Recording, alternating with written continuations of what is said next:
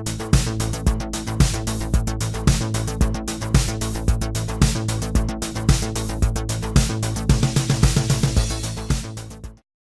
and welcome to episode 10 of the Aussie Tech Crypto Show, a show about cryptocurrency from an Australian viewpoint.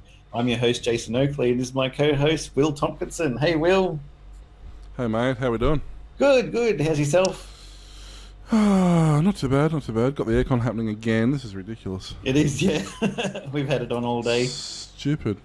What's with, like, does anybody know what's happening? Like, are the season's just, like, gone on strike or what? Well, we're in autumn now, so you don't have to worry, right? The temperature's coming down. Not like it's summer anymore. It's been hotter the last 2 days than it has been for the last 2 weeks. I think the seasons are moving down through the months. So June, July we're going to do a flip with the US and the Northern Hemisphere. June, July is going to be our summer, and yeah, that's it. We're gonna line up. We're gonna have a winter for Christmas, and yeah, we're gonna finally get a white Christmas. My daughter will be so happy. They reckon the poles are going to flip anyway, so you know. Oh, well, I don't know much about the Polish people. The latest damn new poles. Hang on, isn't pole flipping? Isn't that a Scottish thing? Yeah, it is actually. I've tried that actually. That's really, really hard. Is it? They make, even like the 80-year-old women make it look real easy, but no, it's not.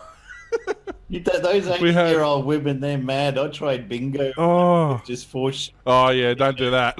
And I couldn't keep up. They got like 10 games going at once, and there's like 36. 2 pens, and I think I got a 36, 48. I haven't done 36, 57. Wait, how do you people keep up with this? You're like infinity years old, and I'm a computer expert, and I don't know. And they want you to go. They want to go quicker. You're holding them up. You're getting death stares from them. Yeah. We did that pole flipping thing, and there was the big like Viking looking guys, and there was everything. There was a couple of kids there, and there's a couple of grandmas there, and. Yep. They're all flipping these poles, thinking, "Oh yeah, okay." They're not caber tossing. That's it. Yeah. They're not. They can't be that heavy. Surely they're just lightweight pine or something. And no, they're not. They're hardwood. No balsa for you. They saw you coming, man. Granny's used balsa, and they're like, "Watch this guy come along." Fine. I got out flipped by a 12-year-old. You know what you should have done? Flip the 12-year-old. Flip the 12-year-old, yeah. I was visiting some relatives down the coast the other day, and they're like, "Oh man, I wish I was back in Tasmania. This weather sucks." Oh yeah, it can't be good. I know people that are travelling. Actually, they were here at Christmas time. For a couple of weeks, they picked a really bad time coming from the UK. Yep. But the thing is, they've travelled around a couple of places. They kind of got used to the heat because they've been to, I think they went to Bali and they went to Hawaii and a couple of other places. So they haven't done too bad. And they went back to the UK last week, and they just had like 8 foot of snow. They've had more snow than they've had the entire winter. Wow. And timing. And they're like, they just got used to the heat. They were complaining how hot it was when they first got here, but they finally got used to it. And then they've gone back to minus 20 or minus 30 or whatever it was, and they're like, what the hell are we doing? So it's so funny. But of course, Tassie's snowing again. And Canberra areas are on fire. And there's a cyclone across the top of Australia. Not far from you. Far enough to make it. All it's managed to do is push the hot air down. It hasn't achieved anything. Oh, right. You're supposed to get like rainstorms and stuff. Well, we can't tell if it's caused by a cyclone or not. We've been getting them anyway. Do you watch? We've just been getting rain. Do you watch the lightning crack over cane fields? Yeah. Well, not here. But it's actually really. That's one thing. You go down to like Evans Head and Ballina and Lismore and down the Northern Rivers area there, and it's massive. And Casino, Kyogle, through there, it's massive cane farming. Yep. And it is actually pretty neat. You get, especially when you get the summer storms where you haven't had rain for a few weeks. Yep. And you actually watch the lightning storms, the lightning roll in. They're so dry. And then Yeah, and you just watch this, like, literally, the song's correct. You watch the lightning crack over crane fields, and the thing is, once the lightning passes and heads out to sea, it's dark back over there again. Then you just see this orange glow starting, and this orange glow just gets bigger and bigger because all these cane fields are on fire from the lightning. Well, that's one way to fry the toads, right? Yeah, you can tell because when... I don't know if you've ever seen sugarcane when they burn it, but it always puts off this black... It's like a black sooty ash, but it's always in like a little mini boomerang shape. Oh, okay. No, basically every piece looks exactly the same. Yep. And it just fills the air with this black ash, and then it touches something, and whatever it touches, it instantly bonds to. Oh, okay. So if you're outside, you walk from like the car to the house, and you're like just black. Like, it's nuts. It's pretty cool, but it's, yeah, and it travels like we've had.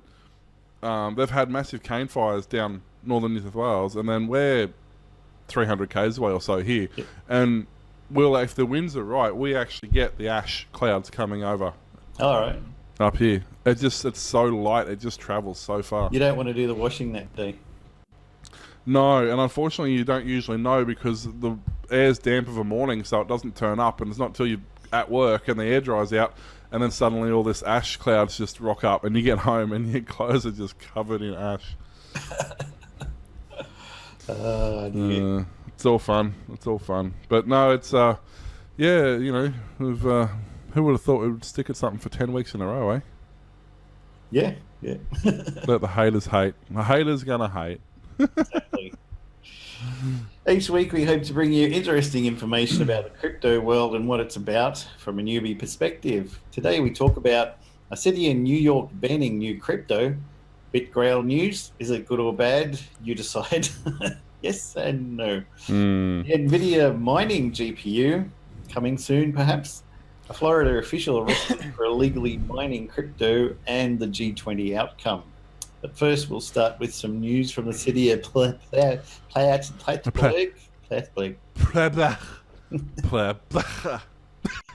Bless you. Man, that'd be a problem if you're sick in that city. They couldn't tell if you're saying where you live or if you actually got a flu. Like, so as I was saying, this city in New York took an unprecedented stand against cryptocurrency mining. It was first reported by Motherboard, the Plattsburgh City Council, on Thursday night. Unanimously passed a local law which imposes an 18-month moratorium. Again, that word. I said it like 15 times off air and I got it right. And it's not where you find dead people either. No. On any new commercial crypto, i.e. Bitcoin, etc.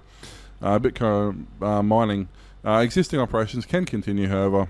The measure, first introduced by the Mayor Colin Reid on March 1st, is intended to prevent miners from using all the city's cheap electricity. Because, it's a finite resource, apparently. Yeah. The report notes, violators could face civil penalties of up to $1,000 a day, Apple. It's the purpose of this local law to allow the city of Plattsburgh the opportunity to consider zoning and land use laws and municipal lighting department regulations before commercial cryptocurrency mining operations results in irreversible change to the character and direction of the city. Yeah, I'm sure he said that exactly like that. That just sounds exactly like something the mayor would say. Which direction is the city going? North or south?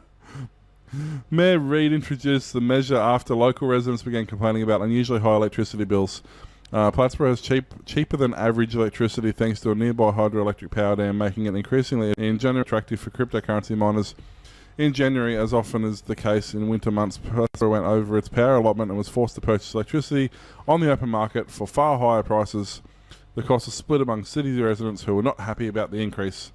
In January and February, a major commercial Bitcoin mining operation operated by the Puerto Rico company CoinMint used roughly 10% of the city's total power budget. So after those high bills, people took aim at cryptocurrency mining operations. CoinMint reportedly offered to shut down for several days if its activities need the monthly power allotment.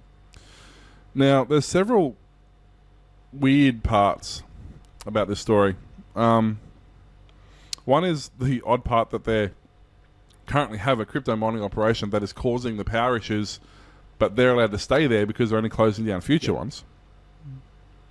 Secondly, they're on hydro, which isn't uncommon over there. But the town that they purchase the power from is on the other side of the river that uses the same hydro dam that they're using and charges the same rate. And even if they, according to the way I can understand it, their power bill went up 10% or something per month, which with the power that they're paying at whatever, I can't remember what it was now, 3 cents a kilowatt, something like that. They said some people saw bills that go up by $100 to $200, but businesses were hit too.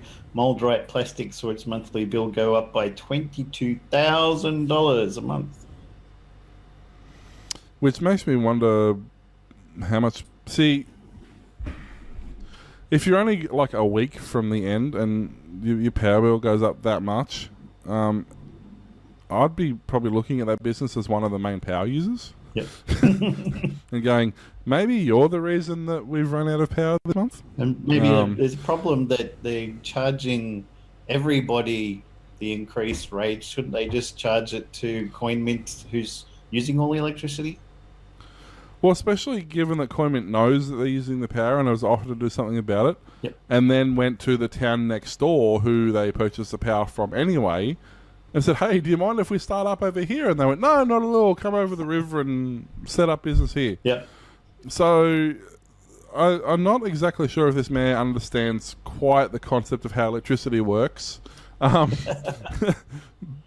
yeah, I had kind of been waiting for something like this to happen. Surprising it happened in the States. I would really have expected it to happen in a much more highly regulated country. I thought all the crypto mining was in China. Well, ironically, the crypto mining mostly is China, even though China doesn't allow cryptocurrency. What? As we'll figure out later. We'll get to that later, and that's a whole other animal. But that's what I'm saying. Like, I don't understand. Well, I mean, they could always... Would it count as crypto mining if you use your heater for mining cryptocurrency? Your heater? Well, we've got that in a story coming up as well. But the other thing that I found... That's what I mean. Does that count? Like, you're heating your house. You're not just happen to be mining crypto. Like same time. But it also says here, state of Washington immediately comes to mind when talking about Bitcoin mining in the US, but New York, and where is it here? CoinMint. Earlier this week, the New York Power Authority accepted CoinMint's request for 15 megawatts of low-cost electricity. Fortunately for the hopeful residents of Messina, President and Chief Executive Officer of the NYPA, Gil C. Coyne, has recommended the organization members approve the request. Owing to 150 jobs. It holds a long lease for the Alcoa East facility. It plans to start retrofitting a building there before the end of winter and occupy 6 large... Thank you. It sounds good. I want to play that game, retrofitting. Plans to start retrofitting a building there before the end of winter and occupy 6 large buildings there and be in full operation by January 2019. There's a large allocation of power, but certainly 150 jobs is nothing to sneeze at. So Queen said, can we use 15 megawatts of low-cost electricity? They said yes, and now they're upset that they used a lot of electricity. Well, this is... No, that city you're talking about is the city over the other side of the river that uses the same power station that these guys buy their power off when they go over their power allotment. Right. Who charges the same amount for their power. Yeah. So, this is what I don't understand. Somewhere in here, there's either a really big chunk of actual facts missing, or the mayor really has no idea on how electricity actually functions. Probably not. You don't get to be there by doing a university course in electronics or anything. No, it's just there's something really messed up about it because they're happy to have a plastic. Well, I don't know if it's a plastic refinery or a plastic molding or whatever, but obviously to use an extra, what did you say, $25,000 of electricity in a couple of week period, clearly means that they're using a lot of power. So I wouldn't be specifically blaming the cryptocurrency mining. I would probably be looking around at your city in general and going, see that massive big forge and foundry over there? Maybe that's using some of the power allotment. Well, they must have a heck of a lot of ASIC miners going 24/7 to be using much huge electricity, right? What did they say? Was it how many megawatts? 15. 15 megawatts. That's 15 million watts. The average household, and that's a month, I'm assuming, or it doesn't say? Doesn't say. I wonder. I know they pay their bills monthly generally, but the 15 megawatts. The average household uses, well, in Australia anyway, uses about 10 megawatts a day. 10 kilowatts a day. Sorry. So you're using about 100 times more than the average household uses. That's a lot of ASICs. That's a lot of power for a factory. I used to work in a full-on steelworks factory. The only thing we didn't do was actually forge the steel, but we did everything else from cutting, grinding, welding, fabrication, bending, painting, sanding, the whole lot. Spray painting, sandblasting, and everything was electric. And we didn't use anywhere near that much power. And this was, 300 or 400 people working in a factory. Yeah. So that's an insane amount of power. The heat that must generate. I would actually now that I think about it, that kind of makes sense, because if they're using half of that for mining, the other half of that would be for cooling. So actually, if you think about it, that probably starts to make a little more sense, because you have a big production facility, a big steelworks. It's usually open air, so you don't cool it. So all your power is being used for production. But in the case of a mining rig, they put off so much heat that it would make sense that you're trying to keep the place cool with air conditioning. So you'd be running your aircon flat out to try and compensate. Yeah. So yeah, that's still a lot of power. That's. I after the show, I'm going to do the maths on that and compare it to what some of the big professional mining operations are using, because there are some statistics on that. See, the other thing you got to remember too, that's 120 volt, so that's half as efficient as well. So yeah, I guess. Since anyone who knows about electricity and batteries, it's Mr. T. Yeah, but not when I'm half asleep. It doesn't count. Why are you only half asleep? But yeah, so the short answer is, don't be surprised if this happens more and more. And it won't surprise me also that when you go to rent a warehouse, they're going to say because at the moment, if you go to rent a warehouse, it says, what do you need? Do you need 10 amp power? Do you need 15 amp? Do you need 3-phase? What do you need? So it wouldn't surprise me if in the future it's going to say that, and then it says something about, this production is not set up for crypto, mining or something like that. Yep. There'll be some sort of clause in there to say, we don't want you in here, or ASIC resistant electricity. It's just restrict it. Just put them back on ADSL. That'll fix them. Yeah. But yeah, it won't surprise me if that sort of thing becomes a little bit more commonplace, especially given that you have, as I said, like this was actually a well-established, well-known company. Like, it's not a fly-by-night sort of operation. It's CoinMint. They've been around for quite a while. That's what they do. Yep. So they are, of course, going to be looking to expand, and other companies are going to be doing the same. Especially, I've heard, as we talked about a couple of weeks ago, Google's looking into doing it with their downtime on their servers, and it wouldn't surprise me if other companies are going to get involved, as we'll find out in a minute. AMD's getting involved. So it kind of makes sense, I suppose, that if power suddenly goes up tenfold, Yep. I mean, it's never going to happen in Australia. It is not physically, unless you have a massive solar array, it's physically not feasible to mine on a large scale in this country. Yeah. Not with the price we pay in power. But in some of those cheaper places, and also places that have a small economy, you know, a lot of the Vanuatu and, you know, Indonesia and Bali and all these places that have the you know, the power poles with 400,000 wires hanging off them and those sort of things. Yeah. I think that's probably the next place that the miners are going to look at, because office space is cheap, labour's cheap, power's cheap, everything comes air conditioned anyway, everything's got backup generators anyway.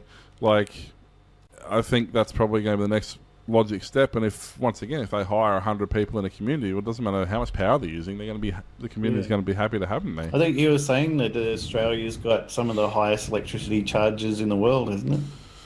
Yeah, well, if you look on Wiki, you can look up the power. It's not super accurate. It's 2 or 3 year old now, but they can only update it as the prices get released. Some places are more up to date than others, but you look on there, and bar 2 or 3 third world, I hate that term, but bar 2 or 3 other countries, Australia is pretty much the most expensive power in the world.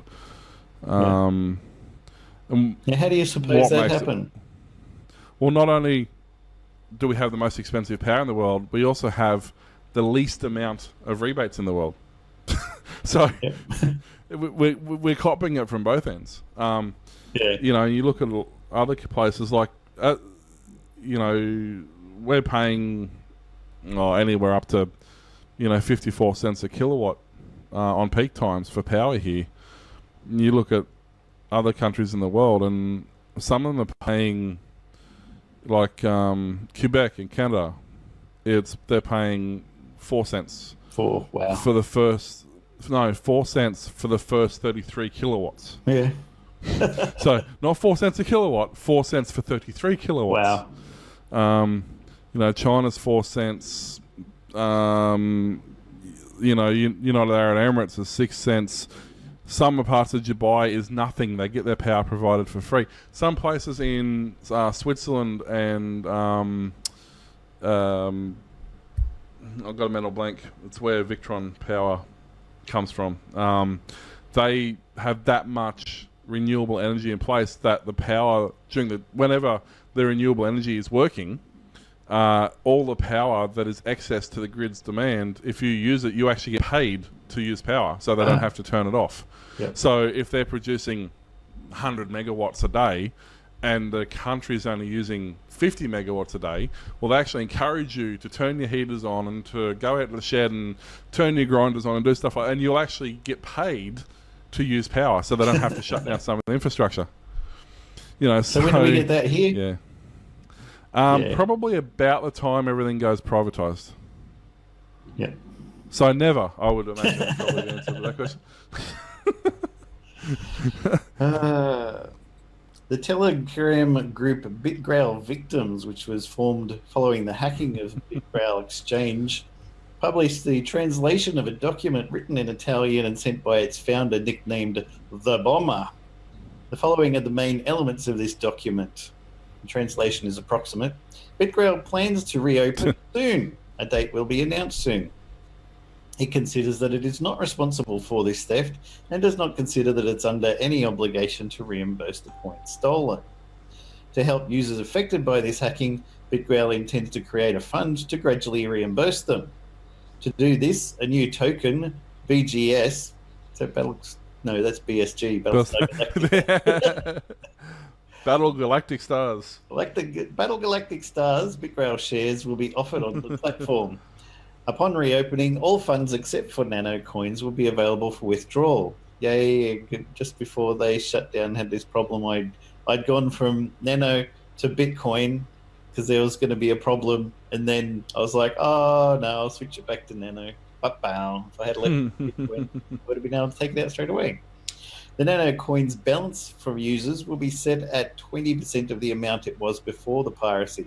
The remaining 80% will be replaced by BGSs, which will not be available for withdrawal, but traders will be able to trade them. In the future, the BGS will be able to be converted for tokens that can be withdrawn and exchanged on other platforms. At the end of each month, BitGrail will use 50% of the profits it has generated to buy BGS back from its customers at a price of $10.50 per BGS. Users will always be able to choose to exchange their BGS on the platform at market price. The use of the platform after reopening will only be possible after waiving the right to sue. Investors will have to download a document, sign it, and upload it to the platform. Yes, is that a great idea, giving away your rights to sue? And there seems to be a lot of people who just want to do that. It depends how busy Sue is, I suppose. Yeah. Non-European users will also obtain BGSs, but they will not be able to exchange them until BitGrail receives permission from international authorities. BitGrail plans to increase the competitiveness of its platform, in particular by adding new cryptocurrencies, offering a new user interface, and developing mobile trading applications. Now, I wonder if people are going to start trusting BitGrail again after this huge fiasco that he says, totes wasn't my fault and stuff. It was their fault, and I think he needs more staff, at least. I think it's just him. Yahoo. He's going to employ Yahoo stuff. Well, he might as well. They did the same thing when they were working for Yahoo. Well, they got hacked. You're right, didn't they? That's what I mean. I mean, take out probably the half dozen top. Take out Facebook, take out Google, take out YouTube, take out Apple. Pretty much everything under that has been hacked at some point. Yeah, Adobe, Tumblr. Yeah, that's it. And I mean, they still get used. I mean, it may change the way people use it. It may change their use habits. Yep. They might do trades and then send it to an offline wallet, you think? Yeah, or, use it for just that particular... that's it. Don't store it there. Use it as that trading platform. And then once you finish trading, get out. Yeah. I think it's probably the people who weren't involved in it know nothing about it because it's not mainstream media. It's not known for the most part, unless you were directly involved in the original BitGrail collapse. You're not even going to know it happened. Yep. So the chances of you having any issues with signing back up again when you say, hey, look, this converts this currency to this currency and I really need that to happen. Yeah. That's what he needs to do is something like find a lot of the smaller coins that are not on other sites, like TradeOrger has done. Coins that people are desperate to be able to trade, but they can't get it on Binance, they can't get it on Coinbase, they can't get it on CoinJar or whatever else there is. And if they capitalize on supporting a lot of these smaller but definitely good coins, then they might have something. And also do something like the Australian one's going to do, the new one coming soon, and put on more trading pairs. So it's not just I give you some money, but I have to put that in as Bitcoin, which costs me money, and then it's going to cost me money to trade the Bitcoin to something else, and Bitcoin's the only thing that you can do that with. Then you need more trading pairs. At the moment, most of the platforms have got exchanges have Bitcoin, Litecoin, or Ethereum for pairs, and that's it. And if you wanted to say you've got some VeChain and you want to convert it into Neo, well, you have to convert it to Bitcoin and lose money, and then convert it to Neo and lose money. And if he could do some more trading pairs like that, then he might have a good platform that people might trust a bit more, or at least want to use. And I think because they are aiming at effectively uninformed people, whether it's old elderly people, whether it's people who are just getting involved, whether it's people who are just flying by the seat of their pants, like I do pretty much. Yep. If they make the platform simple, easy, and cheap, you're going to get people. That's all there is to it. If it's really simple, I go there, I click on that, I do done. That's all I want to do. I don't want to have to do any more than that. Yeah. You know, if that's all I have to do, I'll use it. Yeah. If I've got to go through 47 steps to make it happen, I'm not going to be interested. So I think the other thing I'd love somebody to do is, because at the moment, generally you have your offline wallet, which sits on your desktop or thumb drive or however you're backing that up. You've got your online wallet, which is the wallet for a particular currency stored on the website, and then you've got the mobile platform wallet, which is on your mobile device. And for the most part, they're all separate wallets. They don't talk to each other. If they had a platform in place where that one wallet was in all three situations, so I can look at my phone and go, oh, I want to do that, and then I forget about it or whatever, I go to lunch, I can jump on the web browser and I can do the transaction I was thinking about doing on the browser, and it just covers everything. You don't need to transfer the funds from your mobile wallet to your desktop wallet so that you can do something there and then copy and paste the address and realize you've only got it stored here, so I've now got to email that to myself so I can copy it off the computer and then paste it back into the desktop one. Yeah. Well, it's like because me that's with my really painful. offline Electroneum wallet at the moment, importing into the mobile and online one, is that you start off the transaction, but now I've got to wait 2 hours for it to complete, which is even Bitcoin and others have been like that in the past. You're like, oh, something has come down in price. I want to get it while it's at an all-time low. Let me transfer. Oh, okay, I don't want this one. I want to convert it. Okay, I have to convert that into Bitcoin. Well, that's going to cost me first. Okay, now it's on a different platform, so I have to transfer the Bitcoin from this exchange to that exchange. That would take 2 to 5 hours. And in the months before this month, maybe 6 or 7 hours. And then you're like, oh, the price has started headed back up again. If I only had a coin that I could transfer sooner, you wouldn't have this problem. And even into trading in your own account, like with the Australia coin, for example, I have a desktop, a mobile, and a web wallet. And I wanted to cash them all out to throw them into one particular wallet somewhere where I could do something else with them. But it required me transferring all my funds from these 3 different accounts into one account, whether I chose the web wallet or the mobile, whatever, but I had to get them all into one account. And each time you do that, there's a transaction fee. Yep. Just internally for each account, so you're losing money there.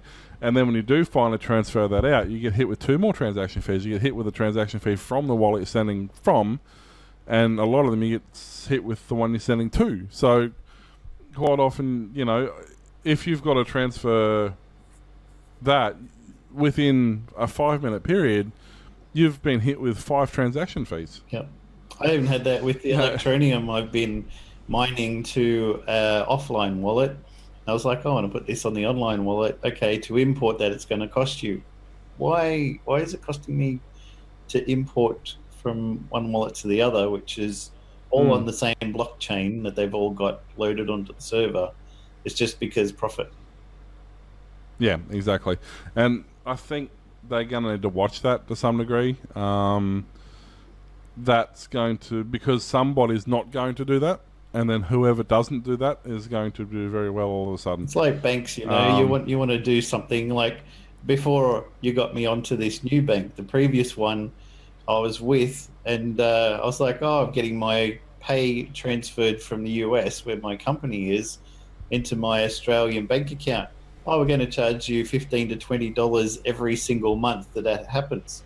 What? Why are you charging me money to get paid from the company that I work for? That doesn't make sense. Yeah. Oh, we're just going to do that. Okay, so Will's like, well, try this bank. So I ring him up. Hi, are you going to charge me? No, that's a dumb idea. Why would we do that? Okay, you're my new bank. Goodbye, old bank. Same's going to happen with these exchanges, right? Especially given that this is supposed to be the free and open source and easy to, you know what I mean? Like decentralized and independent and all these buzzwords that they throw out when they're talking with crypto. But if they don't watch it, they're going to be exactly like every other bank. There's not going to be any difference between using crypto and using a bank, except maybe maybe you throw some anemone. You can be slightly more anonymous. Yep. But yeah, I think, look, that's something I don't mind paying to withdraw. Like, if I take it out of your ecosystem and I want to withdraw it for cash or PayPal or whatever, then okay, I'm happy to pay a fee because I'm taking currency away from your infrastructure. Yep. But while I'm within your own existing area with what you handle and your own blockchains, your own server, your own everything that I'm using, don't charge me for it because I'm using your infrastructure. If you charge me to use your infrastructure, I will simply go to a different service that doesn't charge me for that privilege. Yeah. So I think that's... And okay, look, we're talking fractions of a cent here, which doesn't sound like much, but if you're only doing 10 transactions a month, that's nothing. It's not even worried. But if you're serious, and a lot of people do hundreds of transactions a day, then that's literally actual real money that it's an accountable amount of money that can add up, you know. Yeah. It was like I was saying in a previous show that you get these coins that aren't worth much. I might have, say, 100 of a very small value coin, and I want to convert that into something or withdraw it, and they might charge me 30 of those coins to do it because it's such a low value that they need to get their money's worth. It's not worth it for me to do anything with that business because I'm going to lose a third of my coins anytime I do anything. That's right. And this is the thing, like, I think, as I was saying, like, if BitGrail wants to... Look, they're in the perfect position. They're still fresh enough in everybody's mind that everybody knows about them. It's still at that point where everybody's still skeptical and expecting them to screw up. But they're wanting this to take the whole... They got hacked and people want to sue them, and like, okay, because in reality that can happen to a real bank. It can happen to a... You know, if you've got your money under your mattress, your house can get broken into. Like that's going to happen with currency of any type. It doesn't matter. At some point, somewhere along the line, someone's going to screw something up and something's going to get stolen. That's just the way currency works. But now that they're reopening and they're redesigning and re-envisioning what they are, if they went, hey, look, normally we would charge you 0.01 BGS or whatever they'd normally charge. But look, whatever you're using our BitGrail as a whole, our whole infrastructure, our whole system that we've got in place, we're not going to charge you. We're only going to charge you when you take money from that. We're not even going to charge you to send money. You can send us money and that won't cost you anything either. We're only going to charge you when you take funds out of that system. Yeah. I think that would be... And they're not going to lose money because... They're probably going to make more money because they are still earning... It's still like a bank. They're still earning interest on every time a transaction happens. They hold that money for a short period of time. You know, we're only talking seconds, but still, if you've got hundreds of millions of dollars of transactions going through and you're holding onto that bit of that money for a few seconds, you're still earning interest on that. And they could do with some goodwill. Well, exactly. And the thing is, what it means is I'm more likely now to go to that platform, sit on that platform, import my other things across onto that platform. And then if I've got a mate who goes, oh, how do you do it? I go, look, just come over here, sign up over here, and then I can throw you some coins, you can throw me some, you know what I mean? So the chances of me leaving that all-encompassing platform, well, it's worked for Apple, I suppose. Yeah. Exactly. But just pretend you're Apple. Just offer everything to everybody. To get them locked into your ecosystem. Yeah, that's it. And you charge less up front, but you charge more later on. So you don't charge anything while I'm there, but you charge me a fortune if I want to leave. Yeah, that works. What other news have we got? Well, as we mentioned a couple of weeks ago, nVidia is getting on the act. They're going to launch a mining GPU. Nice.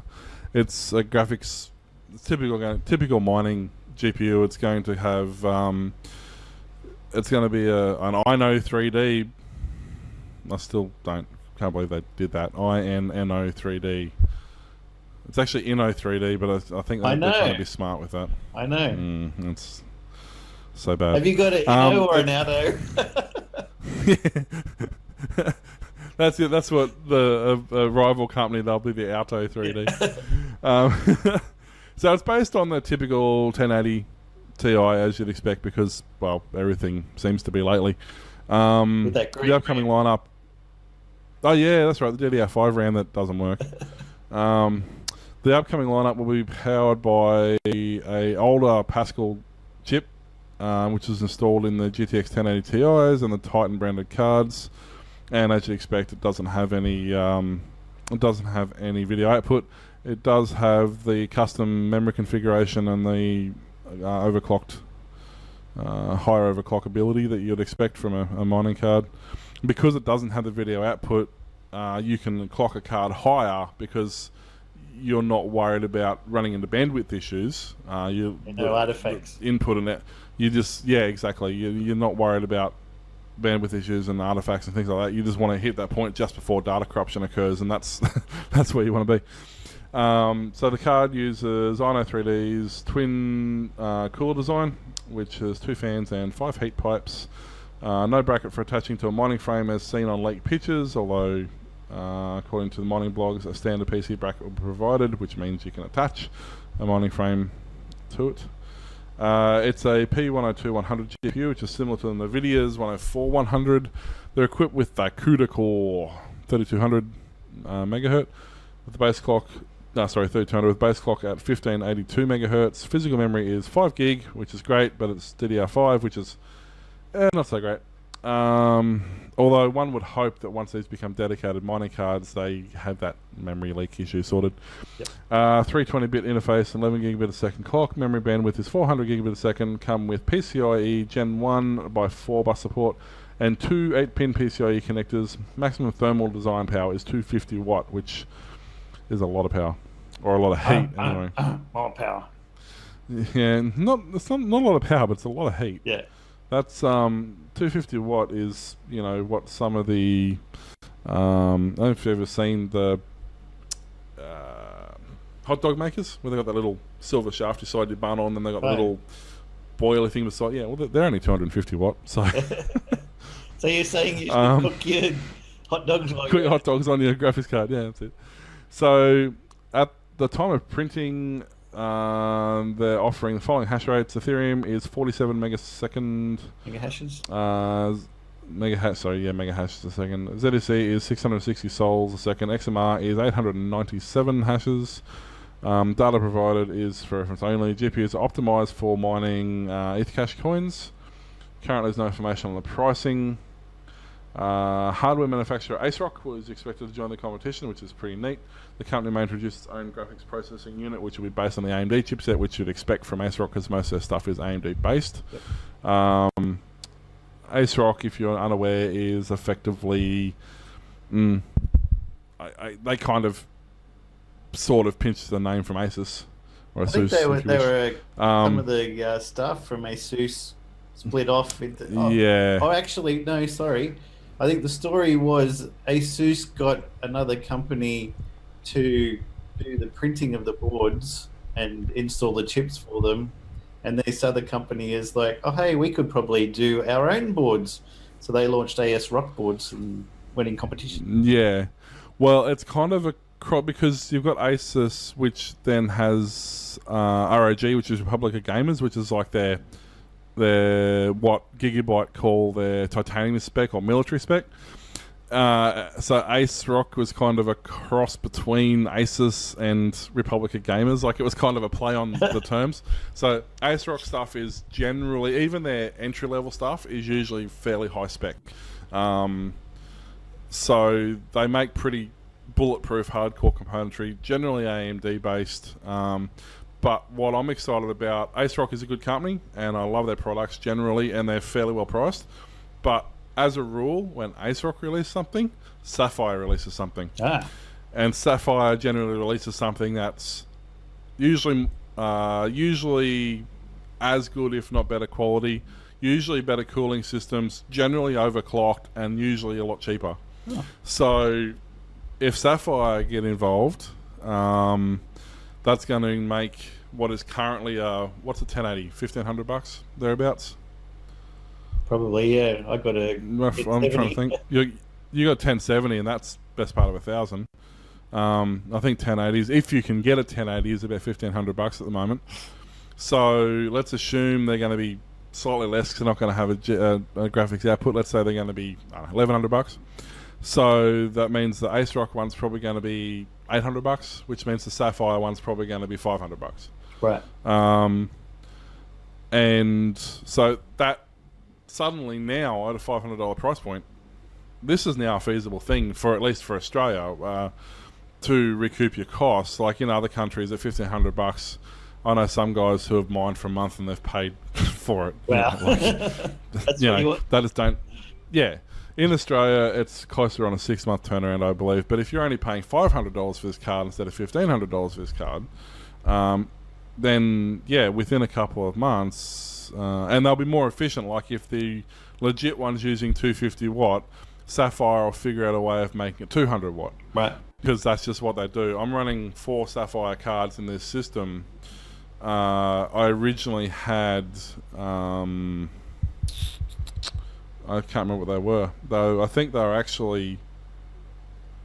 I can't think what they were, what the branding was. They were a normal brand, like a Gigabyte or something. And the cards were using 150 watts each. I swapped out to the Sapphire cards because I fried 2 of the other cards. Long story. And the Sapphire cards not only run cooler, and I can overclock them further, but even at their fully overclocked state, they're using less power. Right. You would expect so that. And they're faster. So I would expect that to happen in this situation as well. But what it means effectively is that there is cheap mining cards that are practical to use, practical to buy, relatively affordable, pretty reliable and bulletproof. And someone like Sapphire gets their hands on them, which means every Chinese manufacturer is going to make a rip-off. So you can at least expect, if you want to start mining, once Sapphire releases them, if you can't afford those, buy a handful of the Chinese rip-off $100 cards, mine for a month until you can afford to get the Sapphire ones, and at least stepping up to the Sapphire ones, you're going to be in reasonable position to do that. So it's good. I'm kind of scared that AMD and Intel are getting, and nVidia by extension, and whatever AMD's GPU department is now. I'm kind of a little bit scared that they're getting involved in some respects, because if they choose to data mine, you just watch the hash rates just tank on any publicly available card. The difficulty is going to escalate, isn't it? It's gonna, yeah. The difficulty is gonna go nuts, and the hash rates are just gonna drop something fierce. It's going to be that 5-year curve we've had, but it's going to happen overnight. On the popular coins, the upside to that is it means that the easier to mine coins will actually start to gain value because more people will be mining them. Yeah. So I guess, it's a bit of give and take, but yeah. But I mean, if you imagine Google just currently they've got all these headless servers sitting there. Could you imagine if they just fill them full of 1080s or something, and all their barges and stuff just fill them with GPUs? Yeah, that'd be crazy. Yeah, that'd be interesting. And as Mr. P was mentioning before, a heater that heats your house and mines Ethereum. A French heater company manufacturing Quano has created probably the most creative use of cryptocurrencies. The idea is to get the heat generated by the crypto coin mining and then using it to provide heat to your house. The owner of the heater will get any coin that is mined in the process, and that allows them to reduce the cost of electricity at the unit. Usually, the heat generated by mining is not considered good. It reduces the hardware's life. But Quano decided to use the crypto heater QC1 to take control of this heat and heat your house with it, meanwhile generating cryptocurrencies. The model QC1, there's 2 built-in Sapphire. There you go. You said Sapphire. Nitro Radeon RX 580G graphics card, and it's totally free from fans. No noise comes from it because of that. 60 mega hashes per second energy is generated by it in hashing power, also mining the Ethereum, running at its full intensity by the integrated GPUs. It's controlled by a phone application. You have the charge to control the coins that the heater will mine. You can configure the address that the mined coins will be delivered to, and finally the temperature you want to set for the room. The QC1 heater is currently available at 2,900 euros, approximately 3,600 US dollars. This can be quite expensive for some people, though the price is compensated by the crypto coins it generates. You can make approximately $120 worth of Ethereum per month at the mining speeds offered by it, but the mining rate will decrease over time because the mining difficulty will rise, and therefore you'll receive less and fewer coins every coming month. That's one way to do it. Well, it is, and you think, like, you don't just have one heater in your house. You generally have 4 or 5. Yep. Now, you said that was up to 60 mega hash. Well, the one we're talking about, the dedicated GPU we're talking about, was only 47. So it's actually more powerful than that to start with. And heats your house. And you're using a practical... Yeah, that's right. So if you've got one in the bathroom, one in the lounge room, one in your bedroom, you've got 3 or 4 of these things. Yep. You know, you're mining $150 US, so that's 220 or something Australian. So if you've got 2 or 3 of these things, you're mining over, you know, $600 a month, which is more than going to pay for the power, especially if you've got solar running during the day. And pay itself off. Now, $2,000 sounds like a lot, but you got to think, like, I've seen ceramic heaters at, well, I've seen them at Bunnings, but I've seen them at specialised, you know, kitchen, bathroom places and whatever, and a 2 foot or a 3 foot by 3 foot ceramic wall heater is, you know, $2,000 anyway. Yeah. So really, it's not that expensive, and you're going to get money back from using it. And don't be put off by the temperature thing, because most computer chips, whether it's GPU, CPU, whatever, they'll all happily run up to, you know, 75, 80 degrees. You don't want to push it past much 80, but around 70, 75 degrees they'll be fairly happy at. So if this thing's radiating 75 degree temperatures, it's going to heat your room up pretty quick. Yeah, look, I don't have an issue with that at all, and I think it's actually a very clever way of combining technology with, you're offsetting your technology with your power consumption with what you can do. Well, we always used to say in winter you could always heat your lounge room with your plasma TV. Yeah, well, exactly. And all that did was show a picture. Yeah. You know, so if it did something more than that, it'd be exactly the same thing. And look, I don't think it'll be far off before all these smart homes that have the fridge and the motion sensors in every room. There's basically going to be in spaghetti network is what we used to call it. I don't know if that's still a term, to be honest. Back in the 90s, we used to call it a spaghetti network, where effectively you had cables running all over the house like spaghetti, and they all had a purpose, but the only person who knew what the purpose was the person who installed it. Nobody else could figure it out. But you're effectively going to have the same principle, but all these devices are getting powerful enough to the point where they can do, let's say they can all do mining to some degree, whether it's CPU, whether it's GPU, whether it's software based, whether it's like this one we're going to talk about, which is based on your phone and does it virtualized.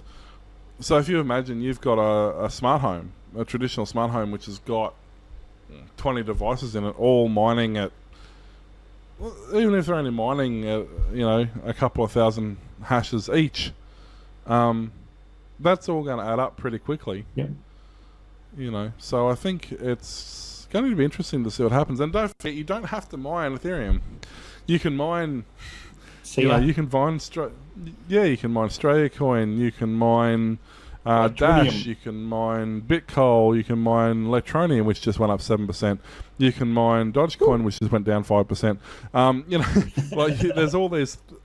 There's all these things that you can mine that are much, much lower hash rates and much less difficulty and much easier to mine. And they'll go up in value. the thing is, it may not seem much, but if you're mining something that's easy to mine and mining it fairly quickly, they don't really have to go up in value. They just got to stay there and be available, and you will get like Ethereum. I've just got $30 worth of Ethereum in a month.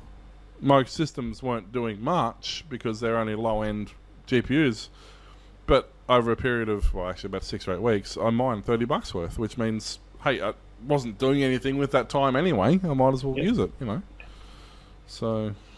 And recently, Florida Department of Police arrested a public official who was using resources of the Florida Department of Citrus.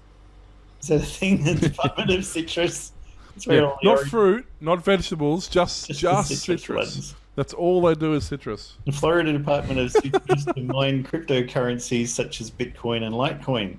The official in question is Matthew McDermott, Information Technology Manager for the Florida Department of Citrus. This gets funnier every time I say it. I want that on my resume. What do you do? I'm an IT manager for the Department of Citrus. Okay. So that's called It's called Citrix. It's not Apple that. It was discovered after an inspection. Purchases were found on a card for $22,000 in which 24 graphics cards designed for cryptocurrency mining was purchased. According to the report from the Florida Department of Police, one of the most suspicious factors was a sudden 41% increase in the consumption of office services between the months of October and January. McDermott will be held at the Polk County Jail while awaiting trial, with the possibility of being released on bail for $5,000, which he's made already in his crypto mining, so that won't be a problem. Yeah. The Office of the State Attorney for the 10th Judicial Circuit will process the case. Shannon Shepp, Executive Director of the Department of Citrus, said, "We are grateful for the swift and professional actions of the Florida Department of Law Enforcement. There's a breach of ethics that is far outside the character of the Florida Department of Citrus." What do they normally do that's different this way? It's outside the character of the Department of Citrus and the industry we serve. People who like fruity people. Yeah, we serve them fruit. Yeah. Fortunately, our agency has internal controls that detected suspicious activity, and our Inspector General immediately notified the proper channels. We will continue to work with the FDLE and the court system through this process. So I was just trying to do some quick maths on the money he's made. And from what I can work out, how many cards was it? It was 24 graphics cards. So based on a 1070, which that'd be about right, about $100 each or so. At 40. So that's going to be 40 times 24. No, I need a calculator for that one because that ain't going to work. 40 times 24, you're looking at 960, about 960 megahash a second. Taking roughly power into account, you're going to be making about $1 million US a month. Nice. Got to be happy with that. So, what's he being charged?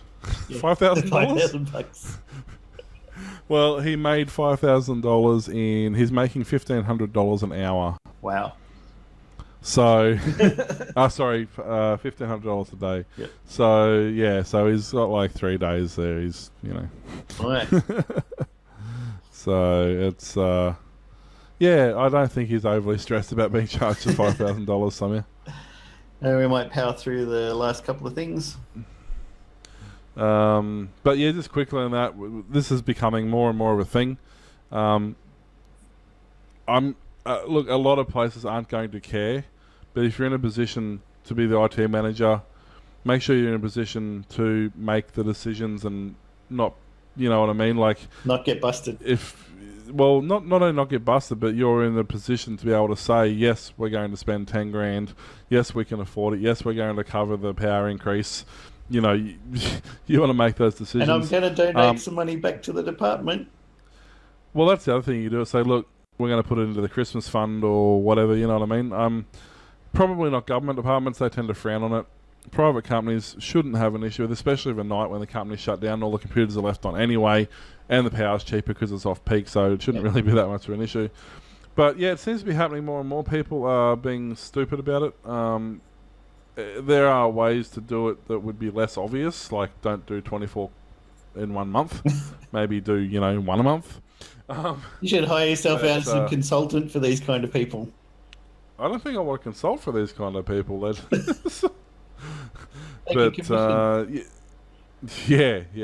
just take a commission of what you earn when you get busted. I'll just keep the system running. Nice. But yeah, look, I don't understand.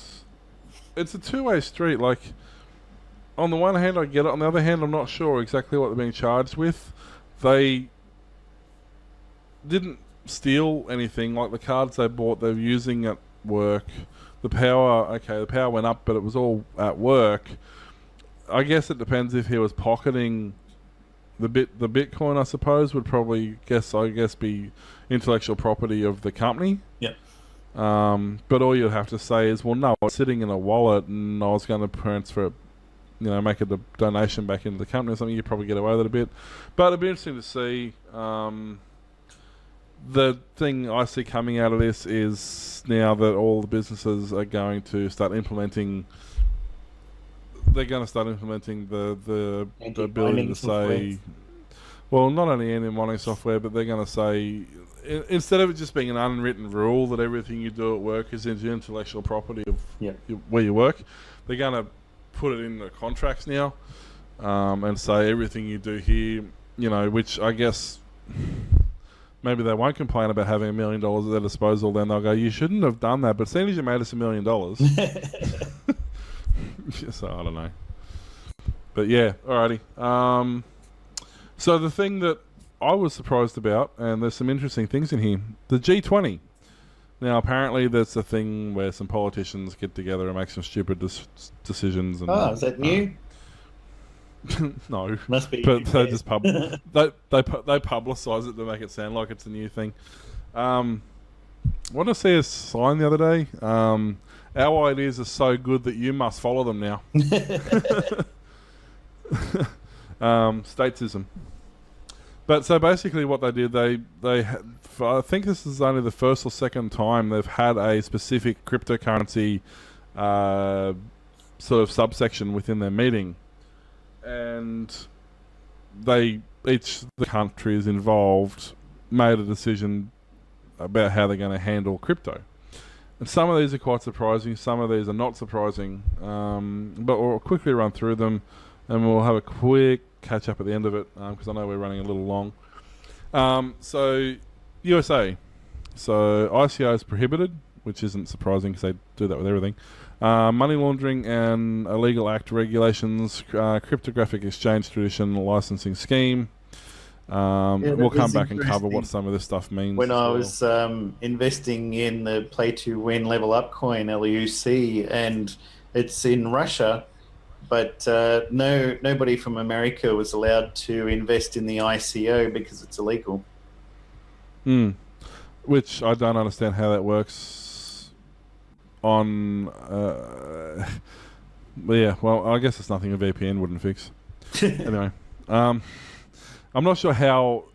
I get that you couldn't invest in an ICO within America. I understand that, but I don't understand how America can prevent you from being involved in an ICO in another country. That doesn't. My head doesn't work like that. I can't understand how that works.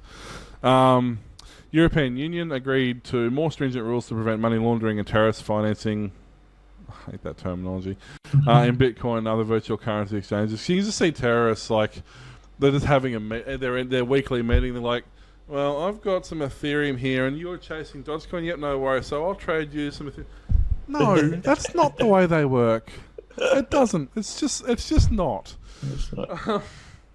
Japan taxation, surprisingly, payment instrument recognition. So if you can play the trumpet, you're fine. I'm guessing that's what it means. I don't know. Germany, it's been classified as a legitimate financial instrument. great. Then their trumpet makes the money. Yeah. And may be taxable, but requires additional license and permit. So basically, you would treat it the same as you treat stocks and bonds and stuff like that, from what I understand, if I'm reading that correctly, but I'm no stockist. England is no government regulation, which is highly surprising. France, warnings about regulatory readiness, not disclosed in detail, and risk of speculation and manipulation. So, same as any stock trading, realistically. No insider trading, no, that sort of stuff, I guess, is what they're getting at, which, really is common sense more than anything. Italy, some central banks consider issuing cryptocurrencies, which is, well, not surprising because most of they don't have main backed banks like a lot of other countries have. So I guess it makes sense. Anything that can help the banks make money, the banks are finally realizing that they can use it for that. So yeah. Canada is basic taxation. Surprise, surprise. China, coin trading prohibited. ICO prohibited. Now, as we alluded to earlier, isn't the majority of the ASIC miners known to come out of China? Yep. So you can mine them, you just can't trade them? Or be involved in them. So my next question is, now that most of the coins are being mined in China, how exactly do they get into the financial system that involves you manipulating that currency to receive a different currency? Right. I know. VPN. That's right. That's got to be. Like, you can mine a currency, you can... Well, it says you can't trade a currency. It doesn't say you can't buy it and sell it for actual money. Yeah. It just says you can't trade it. So you couldn't trade your Bitcoin for Ethereum, but you can sell your Bitcoin. But then again, these are only just overviews, so that's potentially not what it means at all. India, not accepted as a means of payment, regulation of money laundering and illegal activities. So does it mean it's not accepted for money laundering and illegal activities? What exactly does that statement mean? Okay, it's not accepted as means of payment, so you can't trade your wife for Bitcoins. You can just trade it for camels and goats like you traditionally could. Yeah. But I don't understand the regulation of money laundering and illegal activities. Does that mean that they don't want you to use it illegally? Or they're saying that we're going to regulate it so that you can use it for some illegal activities, just not all of them? Yeah, sounds good. Yeah, let's go with that. Brazil, financial assets not recognised, direct investment prohibited, so effectively you can't use it as, if you've got $100,000 in Bitcoin, you can't use it as security against a loan or something like that. And direct investment prohibited, basically the same as China. You can mine it, but you can't purchase it, I'm guessing is what that means, which is kind of weird. Anyway, South Korea, no anonymous account transactions. Okay. And tax preparation in progress. So you can't anonymously have an anonymous account, but you can unanonymously have an anonymous account. Sure. So when you sign up to an anonymous account, you have to keep the receipt. Like, I mean, I don't really understand that. Australia, no government regulations. What? Which, my only concern with that is it means in 10 years' time, they've got to play catch-up, so they're going to put a heap of regulations on it. But it's okay because it won't be a thing then. Yeah. I think. Yeah, no, look, honestly, if anybody... I'm guessing the majority of our audience is from Australia, but if you're listening from overseas, everybody says Australia is the new America, the land of the free, blah, blah, blah. It's a load of crap. We're one of the most heavily regulated countries. Many states. Yeah, our nanny state legislations are absolutely insane. I'm really surprised they couldn't... Well, you know what it is. They just couldn't be bothered. Nobody in politics, nobody in the Australian government understands cryptocurrency, so they went, "Oh, we just won't pass legislation." Yeah, well, that's probably what they're counting on. We're not going to worry about passing legislation for cryptocurrency because nobody can afford to mine it and nobody can afford to transfer it. So don't worry about it. There's not going to be enough in the country for it to ever be a problem. They obviously never heard Australia coin. So Russia, cryptocurrency regulation legislation. That's a sort of a double meaning there. ICO prohibition, and while allowing legislation can run a legitimate exchange. So it's going to be heavily regulated unless it's legitimate, in which case you can do whatever you want. Yeah. Mexico is preparing taxation. After their siesta, they'll get back to that. Indonesia, no government regulation, but it's prohibited from banks. So banks, as the complete opposite of Italy, banks can't be involved in cryptocurrency. Although I love the way they start with no government regulation, except the government's regulated it and banks can't use it. Yeah. Other than that regulation, there's no government regulation. Turkey's no government regulation. Saudi Arabia, some regulations will be introduced, but it won't be prohibited. Argentina and South Africa have no government regulations, and I'm really surprised South Africa has no government regulations. I don't buy that for once. See, when South Africa says no government regulations, what they mean is you should already know what we mean, and we're not going to say it. Subtle. That's pretty much what they're getting at here. So, but it's interesting that it becomes, I guess, mainstream to the point now where something like the G20 has to actually have, this as a part of their meetings now. I don't know if that's good or bad. I kind of like the fact the last 5 or 6 years crypto is flying under the radar and nobody sort of talked about it. Yeah. But at the same time, now that it is being talked about, I guess the upside is it's becoming more mainstream, which means that you can go and buy your coffee with some form of cryptocurrency. It is a thing that's actually happening now. So you get your Dutch poffertjes with Australia coin. Striker, there you go, we said it. And hopefully they're working, well, I know they're trying to pull a deal together with Bunnings. They're still working on it. They reckon it's going to happen. Yeah. To go and get your snosages. Sweet. For however many, it would have to be, 40 cents a coin, so it's going to have to be, probably 10 coins, I would say, would get you a sausage. Which really, given that if you go to the Australia Coin Facebook page, they do airdrops most Fridays, so really, if you're lucky, you can actually just get enough coins from the airdrops to go and get sausage sizzles, so you don't even need to buy. Yeah. You get basically free sausage sizzles. Get a wallet and join Crypto Cobbers for the airdrops on Friday afternoons. That's it. It's well worth it. It's good fun. Yeah. And there's some characters on there too. It's so funny. And we'll just do a quick run through of Coin of the Week. We're not recommending purchasing it as usual, just explaining what it is, what it can be used for, particularly if it has good real world use. This week we're going with ETM, which is Electroneum. You can find it at electroneum.com. Electroneum is the first British developed cryptocurrency and represents a huge change of pace in the market. It's built on its own unique blockchain. The blockchain is the underlying technology infrastructure beneath any cryptocurrency and has been designed to dominate the mobile market.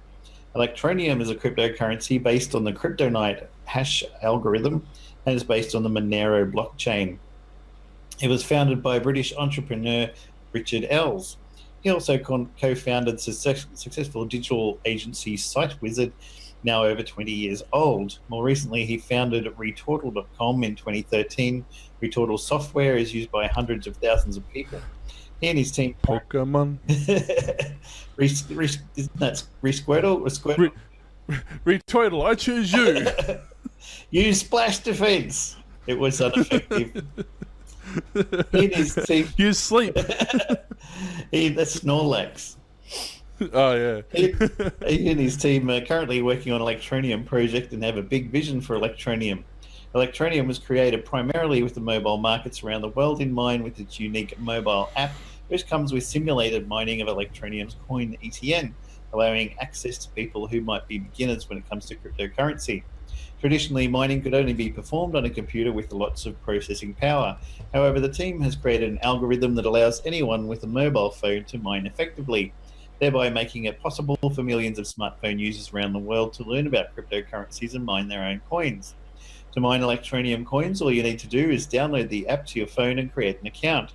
The app can mine in the background while you perform other tasks, or you can play a mining game to earn slightly more coins. Electroneum, also referred to as ETN, is built off the Monero codebase to allow for transactions on a decentralized blockchain. Like Monero, Electroneum has built-in privacy features. One of the main criticisms of Bitcoin is that the balance of every wallet address is public and easily searchable. This problem is solved with Electroneum's stealth address, a one-time public key that prevents recipients' funds from being linked with their wallet. That address can be audited by a third party to prove the transaction occurred. Reassuring investors are the fact that the currency was developed and is managed by a tight-knit, single-minded group of British developers and is therefore not likely to be subject to internal wrangling and volatility that has plagued other currencies.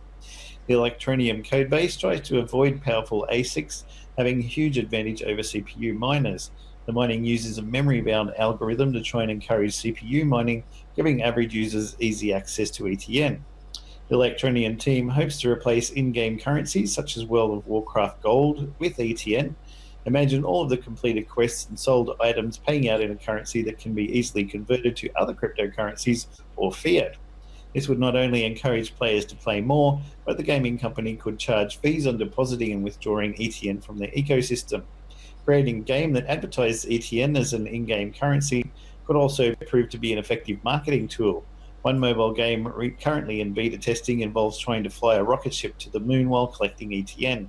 When the player dies, they have to watch a video advertisement to help fund the ETN rewarded to users. And ETN to BTC, Bitcoin value, 0.0000391 Bitcoin or 4 cents Australian. And I have about 270 ETN, which I've been mining on my desktop computer with a 1070 Ti graphics card and also on the Linux server, which is a pain setting up the AMD drivers. Took me about a week with some help from Reddit, but I finally got it done, and it's mining probably about 600 to 800 hashes a second, and my desktop is probably about 900 to 1800 or so hashes per second. So together they're doing quite well, and yeah, it's been fun just watching the ETN coming in, and also runs on my Galaxy S8, the virtual one, which is also a wallet as well as a mining software. Just make sure that you add it into your battery saver as an exception so it doesn't automatically kill it, because it's been running in the background for a while. But yeah, it does pretty well, and it just runs while I'm doing other things and goes 24/7, and I get 20 or 10 to 20 ETN transferred into my wallet every few days, so it's not too bad. It doesn't actually use your CPU or GPU like a desktop app does, but what it does is take a snapshot of what kind of graphics card you have, how powerful the graphics card CPU are in there, and then estimates a value up to about 50 hashes per second, I think it is, and mine does about 43 to 45 hashes a second, and that's the rate that it'll quote mine at, and then after a certain amount of time you've mined enough coins to be able to transfer into the wallet. So it's quite good. I'm enjoying it, and a bit of fun to have. You can have a look at the website, electroneum.com. They've got a synopsis there, the road to mass adoption, allowing users to spend their money, growing the global community, a timeline there. Yeah, so it's a bit of... And there's a couple interesting, I'm just reading a website here on a guy who's been doing it for a while, and he's saying because what it does is every few minutes it takes a snapshot of your CPU power, Yep. and then it adjusts the hash rate based on how much CPU you've got on your phone. So what he does is he has a program killer set up that kills every other app every minute other than that one, so that every time it takes a snapshot, his CPU has got less load, so it's got more available for mining. and he's found that he can actually he can actually get about an extra 10 or 15% increase in power just by doing that. Oh, that's nice. My current hash rate is 35 hashes a second. So yeah, well he's on a Galaxy. What's he on? He's on a Galaxy S8, and he does 41. So Not too bad. not too bad. But I was just looking. I tried to. I installed the app last night and tried to log in. I couldn't, so I thought I'd play with it today and figure out what's going on. And yeah, I'm still stuck in some sort of weird Loop. sign-up loop. I think what started it all, and I may have to remove the program and reinstall it, was I initially went to sign up with Facebook, but it didn't launch the Facebook app. It launched the website. Now my Chrome browser Facebook is logged into a different account than my app Facebook. So I think what's happened is it's tried to log in with the browser Facebook account, and then when I tell it to log in, it uses the app details and it confuses itself as to how it's trying to log in. Yeah. So yeah, but look, it's interesting concept. It goes back to the way that it's actually kind of like it's hard to explain. It's a real interesting use of virtualization. Instead of, you still need to keep the app open because it does bounce back and check to make sure the app's still open, to make sure that you're still mining. But effectively, the entire system is virtualized. I'm guessing on a PC of some description, which makes sense because if you've got the graphite, an 8-core, I don't know, whatever, fairly high-end PC sitting there, that one computer is probably equivalent to several dozen mobile phones, and then you've got the graphics card on top of that, which is probably another several dozen. So really, for every, let's say, 100 phones that sign up, you only need one sort of system, but that, as long as that one computer they're using is mining more than what the phone's resources are using, they're always going to make more money out of it than they're going to pass on. So in a way, you're making them money. I guess it all depends on how they programmed it. I'm running the XMR stack application on both the desktop and the Linux Ubuntu computer. Well, it's elementary OS, but it's a Ubuntu derivative, and yeah, it goes quite well. Electroneum has just gone up 7% too, so it's now worth 0.000004. Nice. That's what we want. Yeah, that's it. So it's still doing better than a lot of them. It actually is one of the few coins that went up in the last 24 hours. Yep. Pretty much everything else went down. So 4.31 cents Australian. That's not bad. And how many coins you say you get in a day? A dozen coins? Me, let me have a look. I'll log on to my account, see what it gives me, because I've only got the server running at night time to try and not use too much electricity, and my desktop computer, which is much more powerful, runs only during solar time. It says, let's see, 24-hour estimated ETN, 16.91. Okay, so if you double that once you fire your desktop up, so let's say your desktop's going to do twice as much as that, so that's doing 16, that's 32, so that's 48. Let's say you're doing 50 coins a day. And what did you say? 4 cents a coin? Yep. So you're making $2 a day? Yep. For now, but which if the value goes up to 10 times what it currently is, which is highly likely, then suddenly I'm doing 10 times the amount of money. Well, this is the thing. If you're making $2 a day consistently for 6 months, and then suddenly it skyrockets, tenfold, then you've just made yourself, 20 or 30 grand. Whereas if you're making almost, say you're mining Bitcoin and you're making 0.0001% Bitcoin every day, yeah, and then you do that for 6 months, and then Bitcoin tanks. Yeah, everyone's like, you got to buy the Bitcoin. You got to buy the Bitcoin. Well, let's say $10,000 value at the moment. Let's say it becomes $20,000 by the end of the year. You've doubled your money. Now, if you get Electroneum and it's 4 cents, and you invest 1,000 times 4 cents, and then suddenly it doubles or goes up by 10 times or 100 times, you get much more money than investing in Bitcoin. People just want Bitcoin because they've heard of Bitcoin. They don't know what an Electroneum is, which is part of this show's reason to be. And a lower end respectable coin is more likely to become a high-end coin at a much greater value, much easier than something like a high-end coin isn't.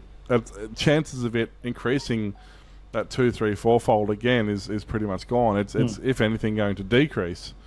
So yeah, look, and that's why I'm investing in Australia coin, for example. Like, it started off as a joke, but it got serious very quickly, and it's suddenly something that sort of people are actually, they're actually interested in using and seeing, because it's something physical they can see in front of them there, Yeah. So anyway, visit our website at aussietechcrypto.com, send us an email from the Contact Us form, or jump onto Discord from the link on the website to talk to us. If you're watching this via YouTube or something, click subscribe, give us a thumbs up and stars and a bit of a rating in the iTunes store. Let other people know that it's worth listening. Give us a thumbs down, doesn't matter. It still helps the ratings. As long as you do something or other. Anyway, and we'll catch you next week. Bye-bye. See ya.